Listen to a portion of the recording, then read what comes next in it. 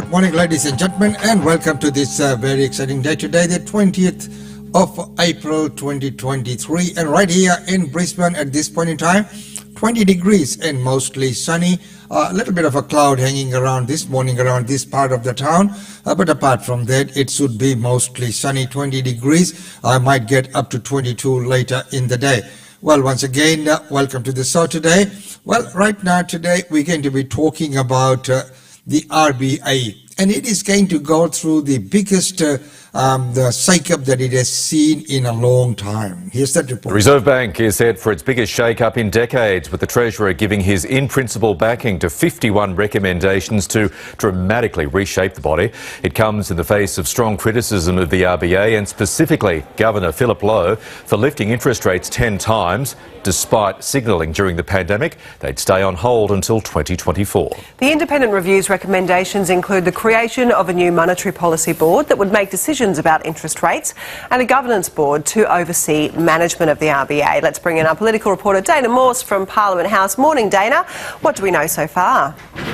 Good morning, Madeline. Well, this is a long-awaited review that has been conducted by Renee Fry McKibben, Gordon De Brewer and Carolyn Wilkins. And we'll get the full details of it later on today. We know that the Treasurer, Jim Chalmers, is planning to stand up in Brisbane at some point this morning, so he will have a lot more to say on this then. But for now, we know that there are 51 recommendations and that the government intends to support all of them. Now, this includes adding 2 new external board members to the RBA and creating a new monetary policy board. Now, that board would be made up of macroeconomists, monetary policy specialists and labour market experts, and they would make the big calls on the cash rate. What we don't know about that is whether the RBA governor would still chair both the governance board and the monetary policy board. That will be interesting to see how that comes out in the review. Many people may be wondering what the review will say about the current RBA Governor, Philip Lowe, and he of course has come under national scrutiny after the bank decided to raise interest rates 10 times in a row, despite, as you say, promising to keep them on hold until 2024. Now, this review won't specifically give advice on whether or not Philip Lowe's term as RBA Governor should be extended. That decision actually comes down to the Treasurer, and his term is currently up in September. Jim Chalmers will have the power to make the call on that closer to the time his term expires.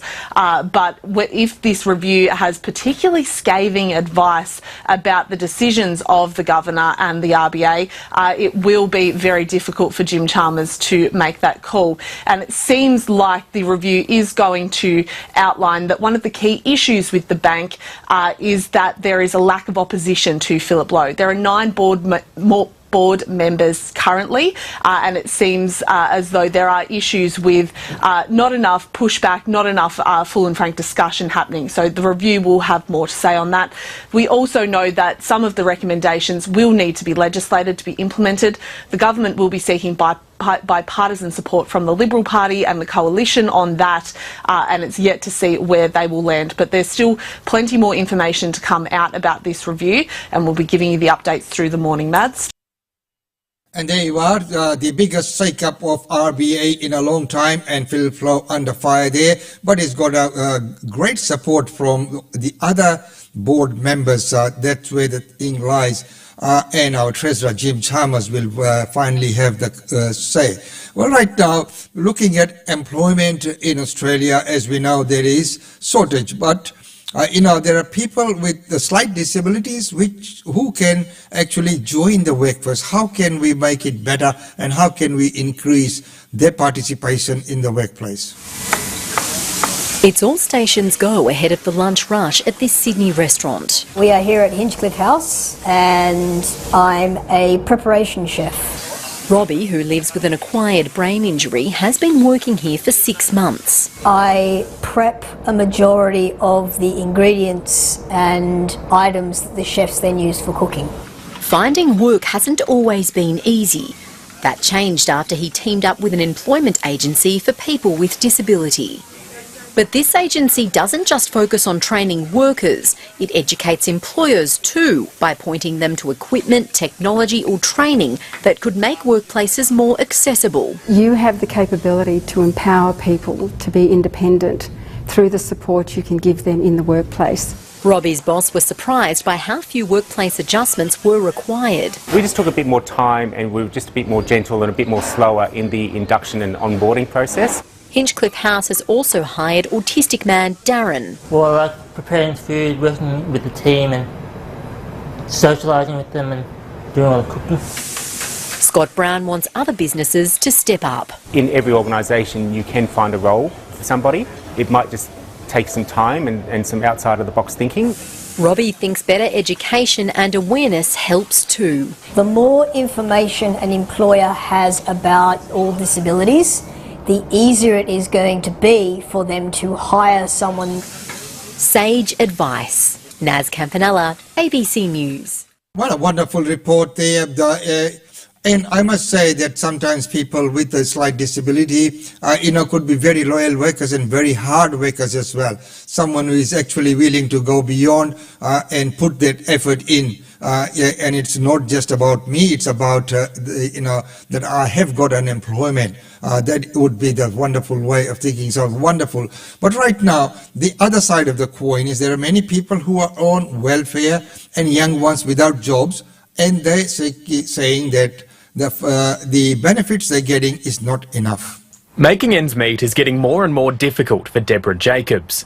I've become quite creative with instant noodles. The 66-year-old has received unemployment benefits for years and struggles to afford medication to treat multiple illnesses. Sometimes I have to sort of take every second day in order to get through to the next pay. There's no doubt that people are doing it tough. Now, the government's own Economic Inclusion Committee is arguing a substantial increase is required. A single person with no children on JobSeeker gets up to $693 a fortnight or $49 a day, while a single person on the age pension gets up to $971 or a daily rate of $69.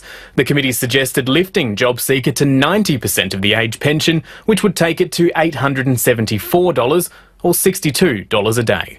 Every single dollar for young people and for other people who are relying on this payment makes an enormous difference. At a cost of $24 billion over 4 years, the government looks set to reject the plea. I'm just being realistic. There's a lot of demands on the budget. The man responsible for the government's expert committee being established believes it's a matter of prioritising spending. We've got $250 billion of stage 3 tax cuts coming down the line. Seems like a pretty good place to start. JobSeeker not the only payment falling short, youth allowance and rental assistance also deemed to be far too low, while the Women's Economic Equality Committee argues childcare subsidy activity tests are far too restrictive. This is the moment to seize, and it is a case of if not now, when. It's a tricky balancing act for the government, acknowledging cost of living pain while also warning of huge spending pressures. Come May 9, when the Treasurer unveils his budget, many Australians will be casting judgment on whether fiscal fairness has been found. Matthew Doran, ABC News. Yes, and finding that balance is very, very important. As we looked at one side, there are people with disabilities who are looking for job. There are people who are, on age pension, which is, what we get in this country. And then there are people who are on welfare benefits of many different kinds for many different reasons, who are calling for an increase in their one to be brought up to about 90% of the age pension ones. So we will find out on about 9th of May where the balance lies. Well, right now, let's go to South Australia, where the government is refusing to say how much is going to cost the LIV Golf. It's sold as a louder take on golf. What a matchup this should be today. Liv Golf is making plenty of noise ahead of its Adelaide debut this week, but some argue it's designed to drown out concern about who's backing the breakaway tour. And we really see the Liv Golf as, a major sports washing attempt by Saudi Arabia to, cover up its egregious abuses. Australian major winner Cam Smith is among the players here for the tournament, made possible thanks to the help of SA taxpayer cash. The vast majority of LIV's funding comes from the Saudi government's Public Investment Fund, and human rights experts say it represents another example of that country using sport to clean up its image, including around women's rights. Male guardians in Saudi Arabia have effective control over many areas of women's life, including divorce, marriage, child custody and healthcare. Despite the concerns, the state government thinks it's got a hit on its hands. And we decided that this was a good international event here for South Australia. I'm aware of the issues that people have raised and we're cognizant of that. And it continues to refuse to say how many millions were spent luring, then promoting the event. Obviously that's not something I can say, it's a commercial in confidence arrangement. Obviously we've made a significant contribution to secure the event, which the Treasurer says will be worth it. More than half the tickets, we understand, have gone to interstate and overseas people coming to South Australia. The economic benefit is extraordinary. We're normalising the Saudi regime. This isn't like exporting grain to Saudi Arabia. It's not like sending other commodities to Saudi Arabia. This is a vehicle for sports washing. Something golfer Bryson DeChambeau denies. We already kind of kicked that to the curb. I mean, it's something that I truthfully believe is completely inaccurate. Rory McLaren, ABC News, Adelaide. So there you go. That's something to be golfing about. Whether you might treat it the 9th or the 18th. Well, there's both sides of the argument. One is that government has spent a lot of money to lure that games there, and it's got economic benefits, but under duty of disclosure. But the company organizing that cannot say because that's commercial in confidence, but the government can reveal what they spend on that. That's my take on it. Well, the last news before we go to our functions and events is the total solar eclipse as thousands to Exmouth. A solar eclipse will be visible across large parts of the country later today, with the town of Exmouth in northwest WA set to experience a rare total eclipse around lunchtime there. People in WA and the Northern Territory will experience the best of the partial eclipse, whereas it'll be a little more underwhelming if you're in Tasmania. Authorities have dispatched additional emergency and traffic management services to Exmouth, with thousands gathering from around the world for the big solar event. So the whole thing is one of the most beautiful things that you can see, and during totality, and only during totality, the 1 minute here, it's the only time you can look at it with the naked eye. And you can see planets during the daytime. It goes completely dark. The birds will behave really strangely. I'm looking to silence all your birds because they've been making such a lot of noise. And eclipses are just, when you're under the shadow of the moon, there is just a feeling and that cannot be described. Amazing. It's like a holes in the sky. People cry, people laugh. You don't know if that hole's going to swallow you up. It's the most amazing. Don't try to explain it by saying, oh, 40% is this great and 70% is this great. Oh, this must be this great. No. Totally different conversation. It's the most amazing thing that you can see. Very exciting. Our reporter Michelle Stanley is in Exmouth. Michelle, good morning. So what's the mood like there? Well, you can see it's packed here. No, it's a very, very quiet morning so far. It's only 4:30 local time. It's just me and the baker behind me who are crazy enough to be out of bed at this hour. But the last couple of days have been incredible. Just buzzing around town. People, the anticipation is building, and what I've been hearing from people is you just don't know what to expect. There are people here who have been to 18, well, this will be their 18th solar eclipse, people who have been to half a dozen, and they say that every time you just don't know what to expect. So there's so much anticipation building in Exmouth. Everyone is incredibly excited, and they've come from all over the world, from Japan, from Europe, from America, as well as locals too. So people from interstate, from the East Coast, down in Perth. We caught up with one guy who's been preparing. Some people have been preparing for years, and Jard Collett, he is a school teacher down in Perth, and he's built himself his very own Eclipse sun visor. I'm ready for the eclipse. I've actually gone and made these solar visors. I'm a school teacher with a science background, and I've I've gone and researched how to make solar visors, and I've got Australian standard glass in these. And my visors, you can flip them up and you can still see when you have the total eclipse. And then with the visor, it then clips down and you can entirely just look at the sun. That is fantastic. Michelle, so describe how significant this event is. Well, it's huge. The exact moment is about a minute, depending on where you are. We'll be here in the Exmouth town. It's about 50 seconds, but there's a viewing platform about 20 kilometres to the south, and they will get almost a minute of darkness. The stars will come out. We've been told that birds stop flying, that cattle lay down in paddocks and things like that. So it's quite a significant event for about 1 minute. It'll essentially be like the sun has set again, and people have come from around the world. So we've got scientists who are studying this event. We've got locals who have rented out their houses for thousands of dollars a night. $22 million was invested by the state government in Exmouth for facilities to upgrade Exmouth. It is such a remote part of Western Australia and Australia, so to have so many people here, there was talk of maybe as many as 50,000 people. I think potentially less than that, but certainly at least 10,000-20,000 you would assume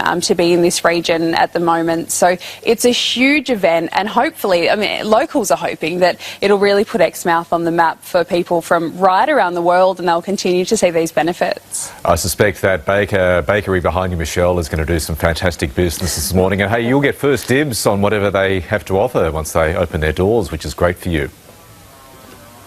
Yeah, look, it's not a coincidence where we're standing right now, Michael. Good stuff. And Michelle, thank you. I'll come back to you a bit later on in the day. Oh, palpable excitement. Yeah. That's fantastic. And that smell out of the bakery early in the morning, I tell you, because when I used to go on my early morning walks, or when I used to live in the Grange, used to walk past the bakery, and my God, that's just such amazing, beautiful smell coming out. Now, onto this solar eclipse. Well, unfortunately, in Brisbane, we don't see the totality, but today it will be at 2:44 p.m. The maximum view in Brisbane will be at 2:44 p.m. So the global event is the total solar eclipse. And local time here in Brisbane, it will be partial solar eclipse because of where we are located. And the maximum would be at 2:44 at about 0.270 magnitude. And it will end at about 3:41 p.m. The duration of that will be 1 hour and 58 minutes right here in Brisbane. So they were up to date on Australian Indian Radio and on the solar eclipse. As they said, there will be many things that would happen, like the way in which the animals will behave, the birds will behave. There's many things behind that. And if you, in many religions, and especially in Hinduism, aging back so many years, the missionaries and the saints have studied all that movement, and there are certain phenomena that they have predicted, which always turn out to be spot on, exactly right, calculated millions of years ago. So, ladies and gentlemen, that's about all we have for you in the news segment for today. Let's see what we've got coming up in the weekend. There's lots of functions being planned in and around Brisbane. Let's take a look at some of them.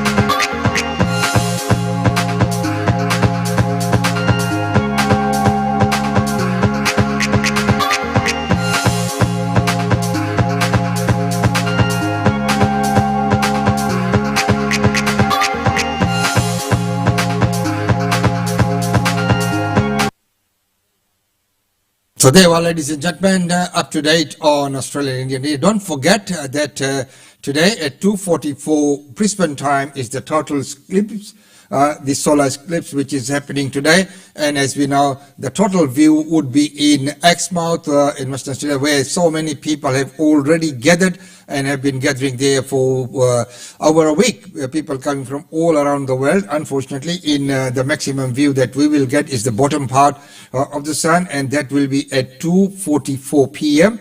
and it will end at 3:41.